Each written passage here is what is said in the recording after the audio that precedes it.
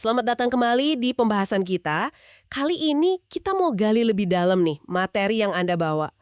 Kutipan dari panduan The Art of AI Prompting.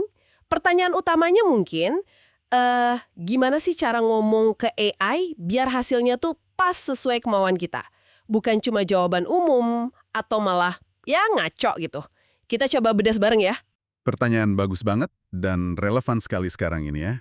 Sumber ini intinya negasin satu hal penting. Kualitas output AI itu sering banget tergantung dari instruksi kita. Ya kayak ngobrol sama orang aja sih, jelas itu penting. Cuma kalau sama AI, ada lapisannya lagi nih. Kita mulai dari dasarnya dulu kali ya. Oke, siap.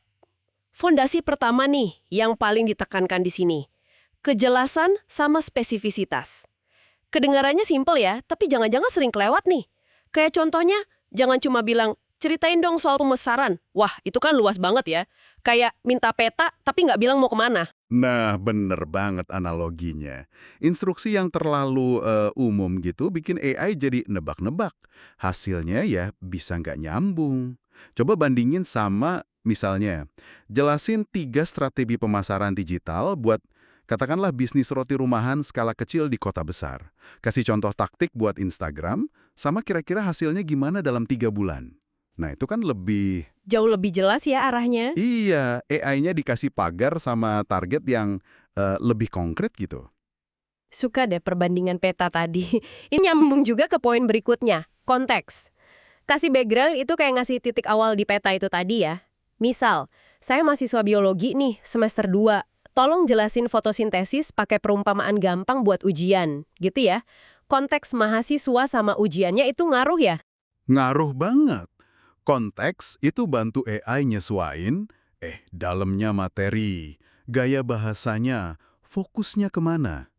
Selain konteks siapa kita, kenapa nanya, nentuin format output juga penting. Mau dibikinin poin-poin, atau paragraf, atau mungkin draft email formal, atau tabel. Nah, nyebutin di awal itu bisa hemat waktu revisi nantinya. Oke. Jadi jelas, spesifik, kasih konteks, tentuin format. Itu dasar kuat ya. Tapi gimana kalau kita mau AI jawabnya tuh dari sudut pandang tertentu?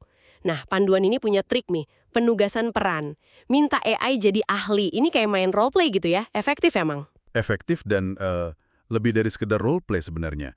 Waktu Anda bilang, anggap Anda ahli gizi, bikinin rencana makan seminggu buat atlet, itu sebenarnya Anda lagi membatasi fokus AI ke area yang relevan. Sekaligus mancing dia buat pakai gaya bahasa, struktur info yang biasa dipakai ahli gizi. Dia jadi akses data latihannya yang paling pas gitu. Jadi penugasan peran itu cara pinter buat ngasih batasan sama konteks sekaligus ya? Paham?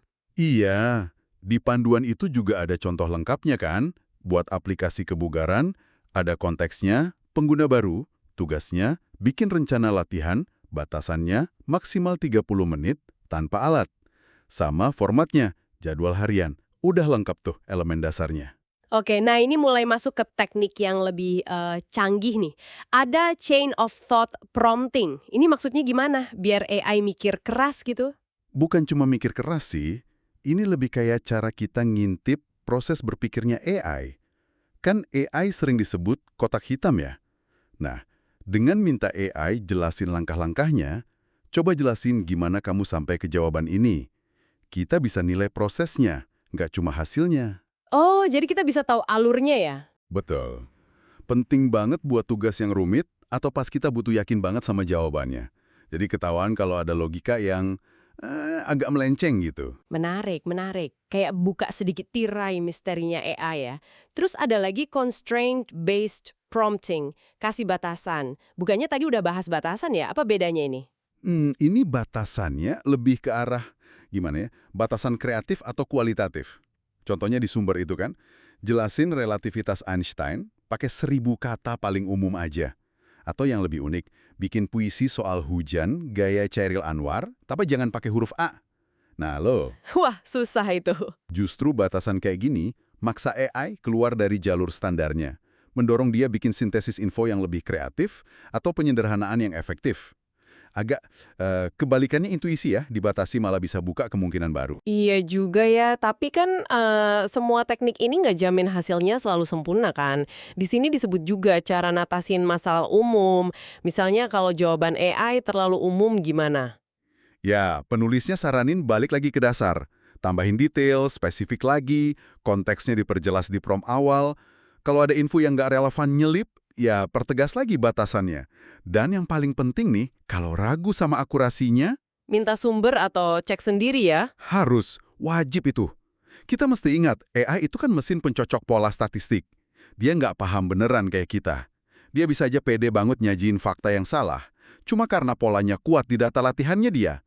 Kedengerannya masuk akal, padahal keliru.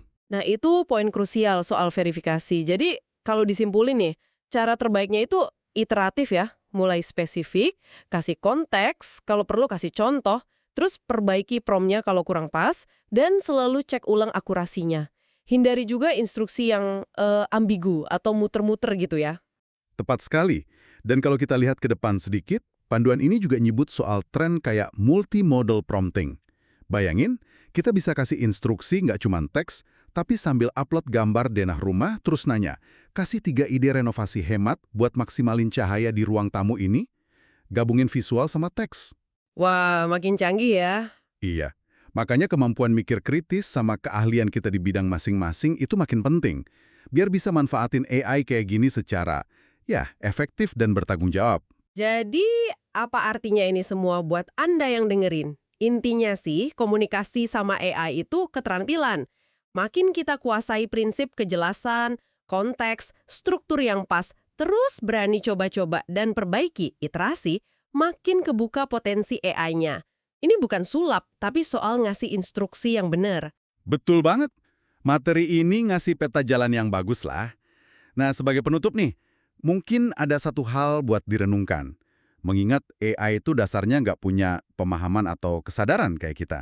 Cuma jago nyocokin pola, gimana ya caranya kita bikin prompt yang nggak cuma kasih perintah teknis, tapi juga berhasil nyuntikin niat kita, nuansa, atau bahkan percikan kreativitas yang kita mau. Apalagi buat tugas yang subjektif banget atau butuh sentuhan manusiami. Gimana cara ngajarin AI soal hal-hal yang nggak eksplisit itu lewat prompt? Nah, itu tantangan menarik buat eksplorasi Anda selanjutnya.